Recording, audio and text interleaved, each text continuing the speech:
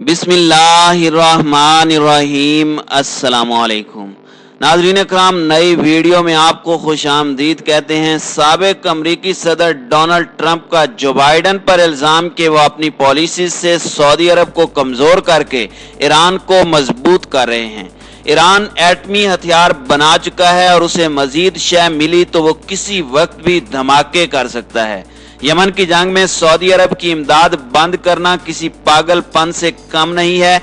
Yemen जंग में Iran Saudi अरब के खिलाफ लड़ रहा है, लिहाजा अमेरिका सऊदी अरब की मदद करे।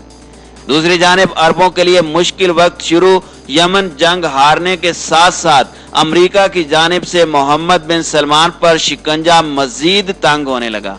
पाकिस्तान को नजरअंदाज करने और भारत को करीब करने का सिला मिल गया। बाइडन इंतजामिया ने सऊदीया को छोड़कर ईरान को चुन लिया।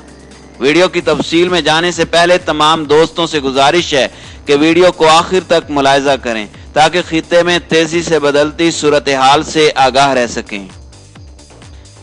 नाज़रीन इकराम, साबिक अमरीकी वजीर खारजा माइक पोम्पियो ने अमरीकी इंतजामिया पर जोर दिया है कि वो सऊदी अरब को कमजोर करने की कोशिशों से पीछे हटें।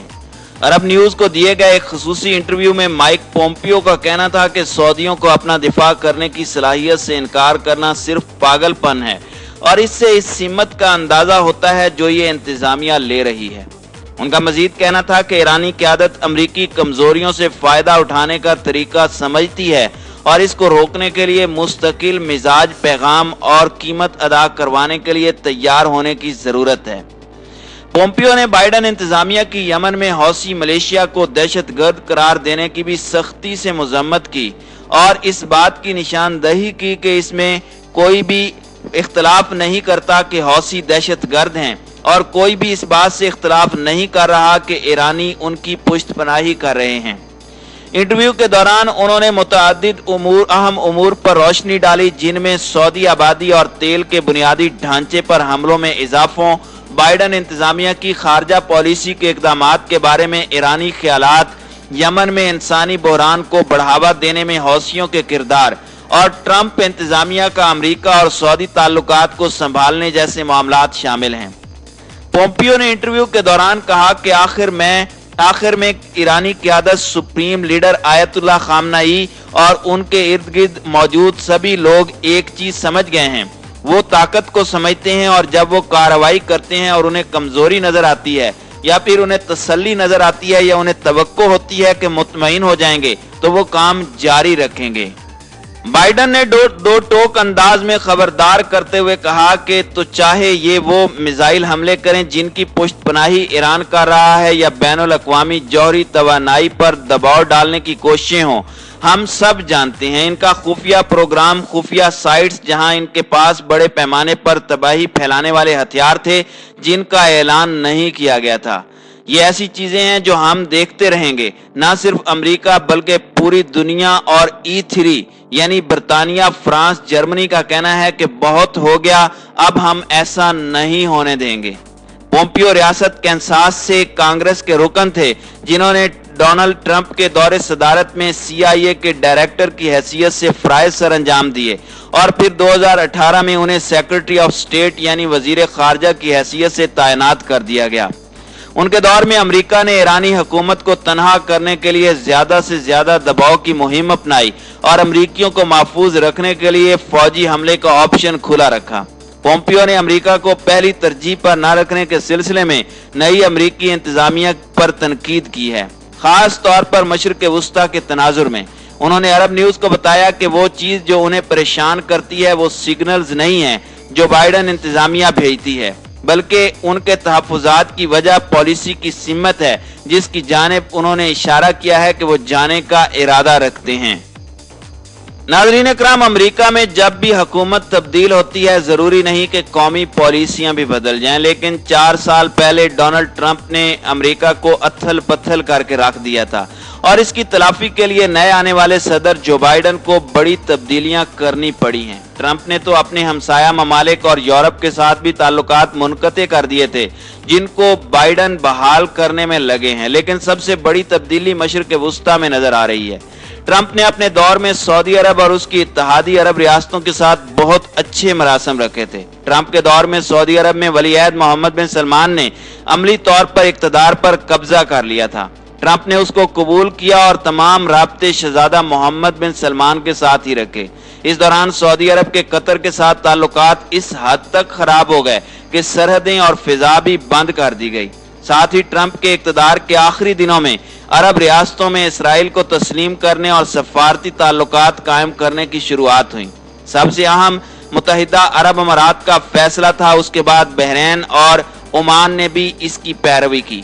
अगरचे इन रियासतों ने सऊदी अरब की मर्जी और रजामंदी से ही यह फैसला किया, लेकिन खुद सऊदी फरमारवा सलमान बिन अब्दुल अजीज ने इसराइल को तस्लीम करने का ऐलान अभी तक नहीं किया। दूसरी तरफ मुतअद्दिद अरब रियासतों के फैसले के बावजूद इसराइल ने फलस्तीन के हवाले से अपनी पॉलिसी तब्दील नहीं की। मकबूजा इलाकों में यहूदी बस्तियां आबाद करने और फलस्तीनियों पर मजालिम का सिलसिला जारी रखा। कहा जाता है कि अरबों के इस फैसले की वजह से ट्रंप को ज्यादा वोट मिले और उसे नोबेल अमन प्राइज के लिए भी नामजदगी मिली। मगर जो बाइडन ने इक़्तिदार संभालते ही सऊदी अरब के साथ सर्दमोहरी बरतनी शुरू कर दी। शायद ये बात अरब दुनिया और ईरान के लिए भी हैरान कुन थी कि अमेरिका ने यमन के बागी हौसी कबाइल को दहशतगर्दों की फहरिस्त से निकालने और उन पर पाबंदियां उठाने का फैसला किया।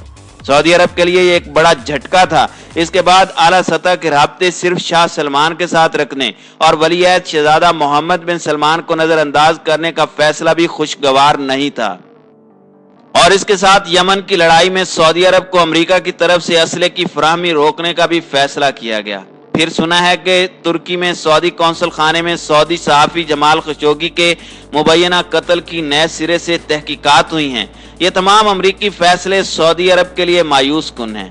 अगरचे पाकिस्तान की हुकूमत और अवाम को सऊदी अरब और दीगर रियासतों से हमदर्दी है, तो साथ ही ईरान के साथ भी अच्छे मरासिम की ख्वाहिश है। लेकिन ट्रंप के दौर में सऊदी अरब ने पाकिस्तान के साथ बड़ी हद तक सर्द मोहरी रवा रखी।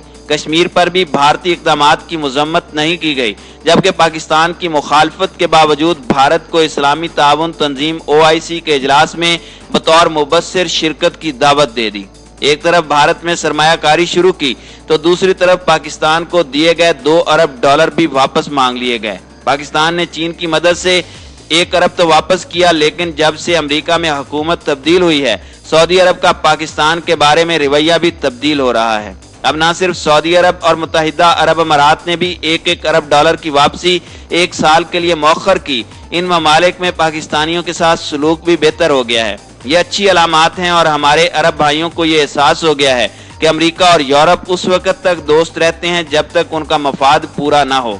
अरब ममालिक भारी मिकदार में जंगी सामान भी खरीद चुके और इसराइल को तस्लीम भी कर लिया, इसलिए अरबों के मजीद नाज उठाने की जरूरत नहीं। इसके बरक्स सऊदी अरब के दिफा के लिए पाकिस्तान से ज्यादा कोई मुल्क काबिल एतमाद नहीं हो सकता। ईरान के साथ सऊदी अरब के ताल्लुकात बहाल करने की पाकिस्तान की ख्वाहिश अरब दुनिया के मफाद में भी है, लेकिन अमेरिका और उसके इत्तेहादी ममालिक ने अपना असला फरोख्त करने के लिए अरबों को तनाज़ात में उलझाए रखा। अब हमारा फर्ज बनता है कि सऊदी अरब के साथ रवाबित बढ़ाएं और दोनों ममालिक ज़मीनी हकायक और देरीना ताल्लुकात को देखते हुए नए सिरे से दोस्ती और भाईचारे को फरोग दें। नाज़रीन इकराम, सऊदी अरब को अब यह भी जान लेना चाहिए कि अमेरिका की ईरान के साथ बढ़ती कुर्बतें आइंदा वक्त में मोहम्मद बिन सलमान के गले का फंदा बनने जा रही हैं। ईरान की तरफ अमरीकी झुकाव और सऊदी अरब से दूरी यकीनन सऊदी अरब के लिए एक लम्हा फिक्रिया है।